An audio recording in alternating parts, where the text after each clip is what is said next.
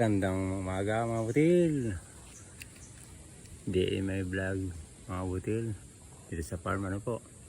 Pakita ko sa inyo yung aking mga punlang mga sitaw. At saka yung iba pa. Mga butil, eto na. Yan. Yan mga butil. Kasi yan po isinidling ko yung sitaw na yan. Dahil marami pumalak dito ngayon. Nandiyan, tumubo na. Tumubo na yung mga sundalo. Dami. Hindi po sila sabay-sabay pero supposed to be siguro tutubo din yung iba. Butil. Ayun. Antayin po natin silang mga 2 hanggang 3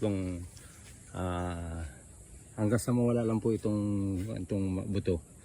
Kasi ato kain po na manok yan ay. Pag nawala po yan, nalaglag, ayos na po yan. Pwede na pantaniman po. Yan naman, siling panigang, kamatis, talong, siling labuyo. Ito.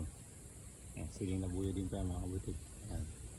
Natubo na ngayon. Pag naitanim po natin yung sitaw, ililipat naman po natin sa seedling tray ito. Ayan. Hindi matala po sa lumaki. Ito. Ngayon, pansamantala ay nag-uulan ng ito kamatis. Talo ng ulan yan mga butil.